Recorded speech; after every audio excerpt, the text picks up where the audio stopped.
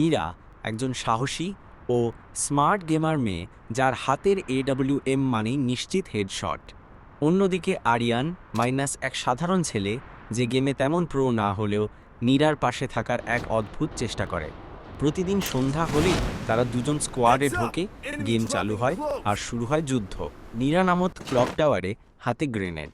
Aryan follow দিত, বলতো, তুই আমার কভার, আমি তোর ছায়া। নীরার গেমিং স্কিল ছিল দুর্দান্ত, একাই পুরো স্কোয়াড মেরে ফেলত।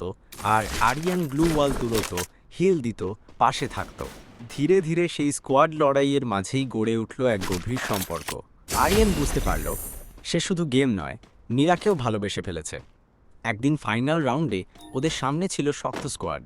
আরিয়ান প্রায় পড়ে যাচ্ছিল, তখন নীরা বলল, তুই পাশে থাকলে জীবনটাই গেমের মতো সহজ। আরিয়ান চোখে জল নিয়ে বলল, তুই যদি পড়ে যাস, আমি জীবন দিয়েও তোকে রিভাইভ দেব। শেষ গুলিটা চালিয়ে নীরা ফ্রি ফায়ারে এনে দিল চিকেন ডিনার।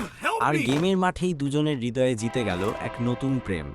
এটা খুবই সুন্দর একটা গল্প। আপনি কি এই ধরনের আরও গল্প শুনতে চান?